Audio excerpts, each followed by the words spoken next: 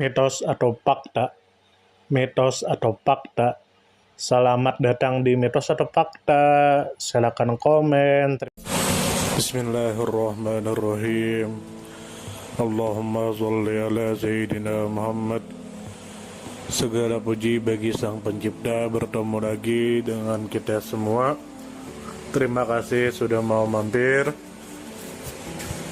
Kami akan menemani waktu Anda beberapa menit ke depan.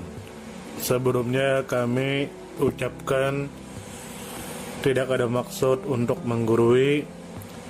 Lalu jika apa yang kami sampaikan tidak sesuai dengan apa yang Anda ketahui, atau Anda mengatakan apa yang kami sampaikan salah, maka silahkan kita berdiskusi di kolom komentar dengan ilmu, dengan referensi kitab, buku, bukan dengan caci maki, hinaan, perkataan kasar, kebun binatang, dan lain sebagainya. Tentu kita tahu tentang puasa, yang mana puasa wajib kita yang selalu kita lakukan setiap tahun, puasa di bulan Ramadan. Biasanya bagi orang-orang yang berduit, bulan Ramadan itu adalah surganya makan-makan, karena berbagai macam aneka makanan yang tidak ada di luar Ramadan ada di bulan Ramadan, sehingga bagi yang punya duit bisa membeli sesuka hati. Lalu saking semangatnya kita melaksanakan puasa, akhirnya terlalu banyak makan sahur atau anomali yang tidak terduga lainnya. Lalu di waktu pagi atau di waktu lainnya kita muntah, entah muntah karena kebanyakan makan sahur atau karena sakit lainnya. Maka diriwayatkan dari Abu Hurairah, beliau berkata, yang artinya Rasulullah bersabda, barang siapa yang terlanjur muntah tidak dengan sengaja sedang dia dalam keadaan berpuasa, maka tidak ada qada baginya. Dan apabila dia muntah dengan sengaja, maka hendaklah dia mengqada puasanya. Hadis riwayat Imam Abu Daud. Dari hadis ini dapat kita ketahui bahwa orang yang puasa lalu dia muntah tanpa sengaja, maka puasanya tetap sah. Akan tetapi jika dia muntah dengan sengaja, seperti memasukkan jarinya ke dalam kerongkongannya lalu dia muntah, maka puasanya batal. Lalu orang yang batal karena muntah dengan sengaja, maka dia wajib mengqada puasanya nanti sesudah hari raya. Nah, dari sini lalu kita ketahui bahwa di bulan puasa itu ada yang namanya sholat tarawih, yang mana di berbagai daerah tentu dilaksanakan. Ada yang cuma 10 rakaat dan ada yang cuma 20 rakaat atau selebihnya. Nah, tidak masalah. Tapi kami berpesan satu, berapapun jumlah sholat tarawihnya, perlu diingat itu hanya sunnah bukan wajib.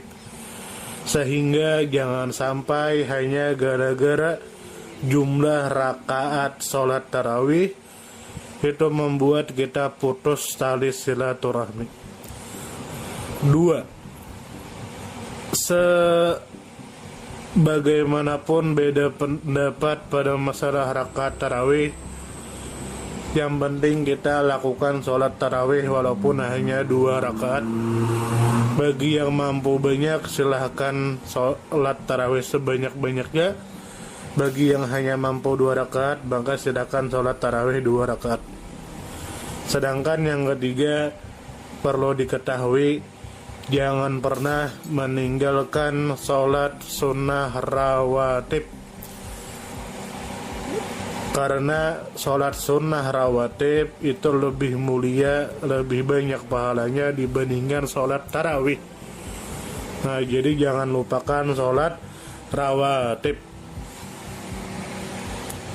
Lalu diriwayatkan oleh Abu Hurairah, beliau berkata yang artinya Rasulullah bersabda, barang siapa yang mendirikan sholat tarawih pada bulan Ramadan dengan penuh keimanan dan pengharapan pahala, niscaya diampuni dosanya yang telah lalu.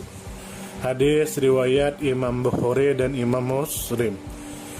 Dari hadis ini kita ketahui bahwa melaksanakan sholat tarawih itu harus dilandasi dengan keimanan. Kenapa kita sholat tarawih? Karena iman kita menyuruh kita sholat tarawih. Jangan sampai kita sholat tarawih hanya untuk pamer, hanya untuk yang lainnya. Nah, dan perlu kita ketahui, sholat tarawih ini bisa mengampuni dosa-dosa kecil, bukan dosa-dosa besar. Kata guru kami, untuk dosa besar itu dapat diampuni jika orang itu bertaubat. Adapun untuk dosa-dosa kecil bisa hilang dengan banyak cara, salah satunya dengan melakukan sholat tarawih. Lalu dijelaskan dari Abu Dar, yang artinya bahwa Rasulullah bersabda, seorang laki-laki apabila sholat tarawih bersama imam hingga imam selesai, niscaya dihitung baginya sholat semalam suntuk. Hadis riwayat Imam An-Nasai. Dari hadis ini dapat kita ketahui bahwa besarnya pahala sholat tarawih berjamaah.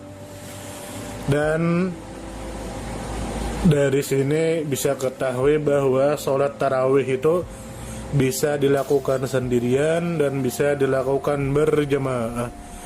Akan tetapi jika dilakukan berjamaah maka pahalanya lebih besar. Tidak peduli mau berjamaah atau tidak, yang penting kerjakan sholat tarawih walaupun hanya 2 rakaat. Jangan sampai hanya karena beda bilangan sholat rakaat tarawih membuat kita putus tali silaturahmi. Jangan sampai. Lalu diriwayatkan dari Abdullah bin Umar, yang artinya bahwa ada seorang lelaki bertanya kepada Rasulullah tentang sholat malam. Maka beliau menjawab, sholat malam itu 2 rakaat. Apabila salah seorang di antara kalian khawatir masuk subuh, dia melakukan sholat witir sebagai penutup sholat malamnya. Hadis riwayat Imam Bukhari dan hadis riwayat Imam Muslim. Dari sini kita ketahui bahwa sholat malam seperti sholat tarawih dan sholat witir itu dilakukan 2 rakaat, bukan 4 rakaat. Dari dalil ini dapat kita ketahui bahwa sholat sunnah yang dilakukan di malam hari tidak terbatas pada jumlah rakaatnya. Mau berapapun itu, yang penting kita lakukan.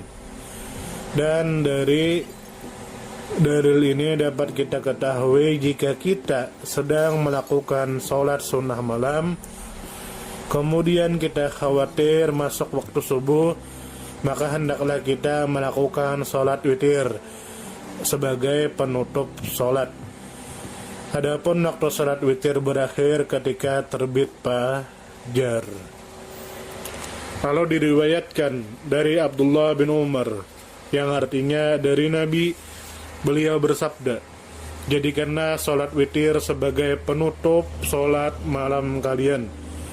Hadis riwayat Imam Bukhari dan hadis riwayat Imam Muslim.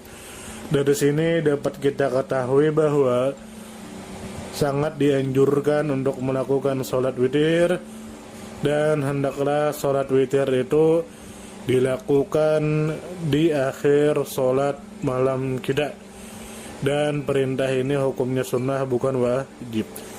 Nah, sampai sini semoga amal ibadah kita diterima, semoga puasa kita lancar, semoga kita semangat mengerjakan sholat tarawih berapapun jumlah bilangannya, jangan sampai kita putus tali silaturahmi. Sampai di sini mohon maaf jika ada salah. Salam damai. Terima kasih banyak. Mohon maaf jika ada salah.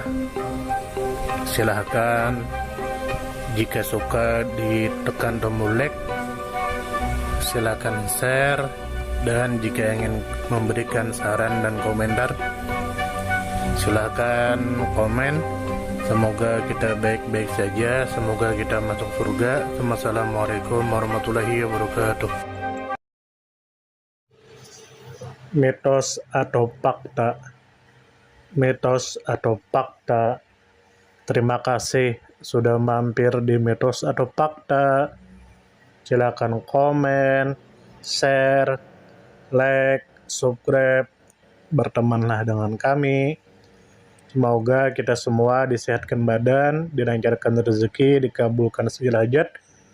Semoga kita baik-baik saja, semoga kita sukses selalu. Salam damai.